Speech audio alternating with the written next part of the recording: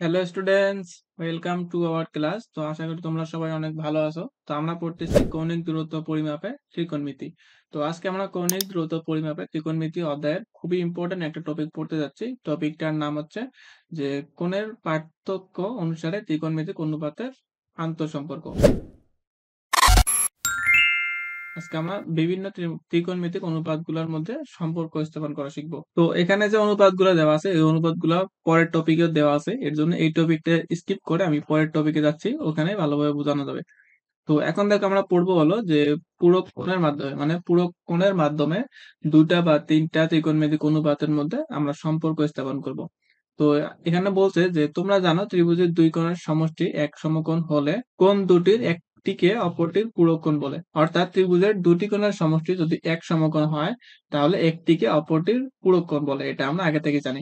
মনে করো যে একটা অ্যাঙ্গেল দেওয়া আছে, মনে করো 10 ডিগ্রি, আর একটা দেওয়া আছে হলো 80 ডিগ্রি। তো এই দুটো যদি আমি যোগ করি তাহলে এদের যে যোগফল সেটা হচ্ছে 90 ডিগ্রি। অর্থাৎ দুটা কোণের সমষ্টি যদি 90 ডিগ্রি হয় তাহলে একটাকে অপরটির পূরক কোণ বলে। তাহলে এই 10 ডিগ্রিকে 80 ডিগ্রির পূরক কোণ বলে এবং 80 ডিগ্রিকে 10 ডিগ্রির পূরক কোণ বলে। আবার যদি জিনিসটা এরকম হয় যে একটা আছে 30 ডিগ্রি আর একটা আছে 60 ডিগ্রি, দুটার যোগফল কত হচ্ছে 90 ডিগ্রি, তাহলে এই 30 ডিগ্রিকে 60 ডিগ্রির পূরক কোণ বলে, অথবা 60 ডিগ্রিকে 30 ডিগ্রির পূরক কোণ বলে। তো আশা করি পূরক কোণের টপিকটা আমরা ভালোভাবে বুঝতে পারছি। তো এখানকার যে চিত্রটা আছে এই চিত্রটা আগে ভালোভাবে বুঝতে হবে এই টপিকটা বোঝার জন্য। তো চলো আগে চিত্রটা একটু বুঝে আসি। তো দেখো এখানে একটা আমাদের চতুর্ভাগ দেওয়া আছে বা কোয়াড্রেন্ট দেওয়া আছে। এটার অক্ষ আমি এক্স অক্ষ ধরে নিলাম, এটাকে আমি কি ওয়াই অক্ষ ধরে নিলাম। আর এখানে একটা কোণ দেওয়া আছে, মনে করো এটা এ দেওয়া আছে, তাহলে এই যে কোণটা দেওয়া আছে এই কোণটা হচ্ছে কি আহ এক্স ও এ কোণ। আচ্ছা যাই হোক, এটা আমাদের খুব বেশি ইম্পর্টেন্ট না। মনে করো আমি এখানে একটা বিন্দু পি ধরে নিলাম, এখানে একটা বিন্দু পি ধরে নিলাম, তাহলে পি থেকে যদি আমি একটা লম্ব টানি, তাহলে এখানে যেহেতু লম্ব টানলাম তাহলে এই কোণটা অবশ্যই 90 ডিগ্রি হবে। তো এই পি এর স্থানাঙ্ক মনে করো দেওয়া আছে হচ্ছে এক্স কমা ওয়াই। তাহলে এক্স কমা ওয়াই দ্বারা কি বোঝায় যে এখান থেকে যদি আমরা যাই, মনে করি এখানে আমাদের একটা পয়েন্ট আছে 5,5, তাহলে আমরা কি করব, এক্স অক্ষের দিকে 5 ঘর যাব, তারপর ওয়াই অক্ষের দিকে 5 ঘর যাব। তাহলে এখান থেকে এখানে যেহেতু এক্স কমা ওয়াই আছে, তার মানে এখান থেকে এখানে আমি কি এক্স ঘর যাব, তারপর উপরের দিকে ওয়াই ঘর যাব। তার মানে এখান থেকে যে এই যে ও থেকে সেখানে একটা নাম দেই, ও থেকে কিউ এর যে দৈর্ঘ্যটা এটা হচ্ছে আমাদের কি এক্স, তারপর এই কিউ থেকে পি এর যে দৈর্ঘ্যটা সেটা হচ্ছে আমাদের ওয়াই। তারপর এটা যেহেতু এক্স আর এটা ওয়াই, তাহলে এটা আমাদের যে দৈর্ঘ্যটা এটাকে আমরা আর ধরে নেই। আচ্ছা যাক, এগুলো আমরা পরিমাণ ভালোভাবে জানতে পারলাম। তো এখান থেকে দেখো এই যে আমরা জানি একটা ত্রিভুজের তিন কোণের সমষ্টি হচ্ছে 180 ডিগ্রি। তাহলে 180 ডিগ্রি এটা একলাই 90, তিনটা কোণের সমষ্টি 180 ডিগ্রি, এটা যদি 90 হয় তাহলে এইটা আর এইটা মিলে কত হবে, দুটা মিলে 90 হবে। কিন্তু এটাকে যদি আমি থিটা ধরে নেই তাহলে এটা কত হবে, এটা হচ্ছে 90 - থিটা, 90 - থিটা।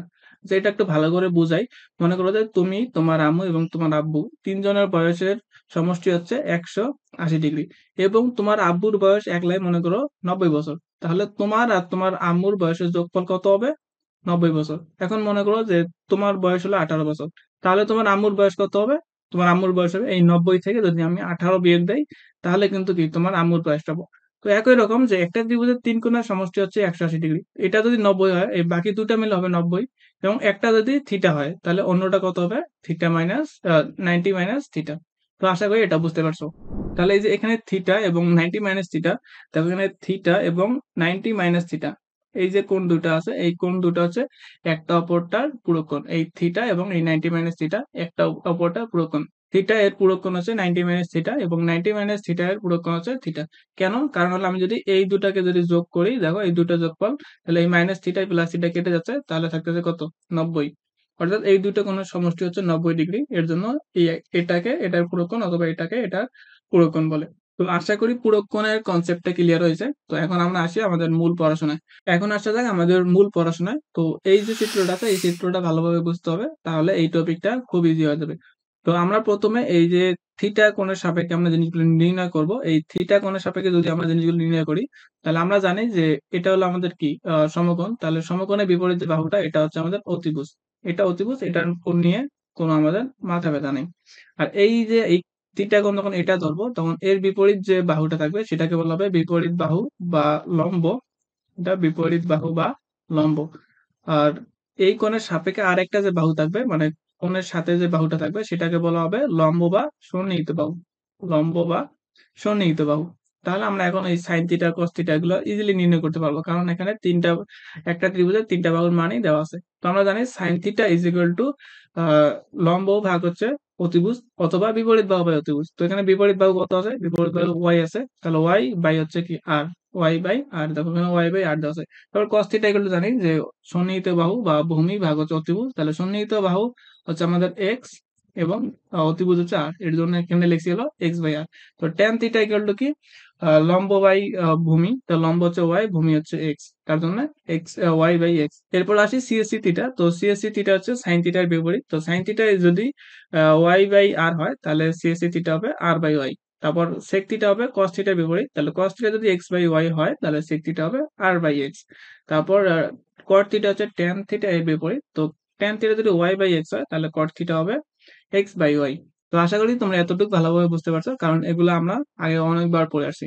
তো আমাদের কথা আসলে ওটা না, এরপর আমরা এই কোণের সাপেক্ষে এই জিনিসগুলো নির্ণয় করলাম, অর্থাৎ থিটা কোণের সাপেক্ষে এই জিনিসগুলো নির্ণয় করলাম। এখন আমরা নির্ণয় করবো হলো এই যে এই কোণটা থিটা মাইনাস 90 মাইনাস থিটা, এই কোণের সাপেক্ষে বিভিন্ন ত্রিকোণমিতিক অনুপাতগুলো নির্ণয় করব। তো আমি একটু কালারটা চেঞ্জ করে নিছি যাতে তোমাদের আরো বুঝতে সুবিধা হয়। দেখো আমরা এখন 90 মাইনাস থিটা কোণের সাপেক্ষে বিভিন্ন ত্রিকোণমিতিক অনুপাতগুলো নির্ণয় করব। তো আমরা এই কোণটা সাপেক্ষে নিব। এই কোণটা সাপেক্ষে যখন নেব আমাদের অতিভুজ কোনো চেঞ্জ হবে না, কারণ এটা সমকোণ, সমকোণের বিপরীতটা সবসময় অতিভুজ হবে, এটার কোনো চেঞ্জ হবে না। তারপর আসি কি, এই কোণের বিপরীতে যে বাহুটা থাকে সেটা হবে আমাদের বিপরীত বাহু বা লম্ব। তাহলে এই যে এই বাহুটা এখন, এই যে এই বাহুটা এখন আমাদের কি? বিপরীত বাহু, বিপরীত বাহু। আগে কিন্তু এই বাহুটা ছিল কি? এই কোণের সাপেক্ষে আমাদের এই বাহুটা ছিল হলো সন্নিহিত বাহু, কিন্তু এই কোণের সাপেক্ষে এই বাহুটা এখন হয়ে গেল বিপরীত বাহু। তারপর এই যে এই কোণের সাপেক্ষে যে এই যে সংলগ্ন যে বাহুটা আছে এটা হচ্ছে এখন সন্নিহিত বাহু, এটা হচ্ছে সন্নিহিত বাহু। মানে আগে এই কোণের সাপেক্ষে এটা ছিল সন্নিহিত বাহু, এখন এই কোণের সাপেক্ষে এটা হয়ে গেল বিপরীত বাহু। আগে এই কোণের সাপেক্ষে এটা ছিল হলো বিপরীত বাহু, এখন এই কোণের সাপেক্ষে সেটা হয়ে গেল কি? সন্নিহিত বাহু। তো আমি আগের যে নীল কালার গুলো আছে সেগুলো একটু মিশিয়ে দিতে যাচ্ছি, তাহলে আরো বুঝতে সুবিধা হবে। তো এখন দেখো আমরা যদি এই যে 90 মাইনাস থিটা কোণের সাপেক্ষে নির্ণয় করতে যাই, তাহলে sign theta is equal to কি? বিপরীত বাহু বা অতিভুজ। তাহলে বিপরীত বাহু কত? বিপরীত বাহু হচ্ছে এক্স আর অতিভুজ হচ্ছে আর, এর জন্য সাইন 90 মাইনাস থিটা হচ্ছে এক্স বাই আর। তারপর কস 90 মাইনাস থিটা কি? সন্নিহিত বাহু ভাগ হচ্ছে অতিভুজ, তাহলে সন্নিহিত বাহু এখানে আমাদের কোনটা? সন্নিহিত বাহু হচ্ছে ওয়াই আর অতিভুজ হচ্ছে আর, এর জন্য ওয়াই বাই আর।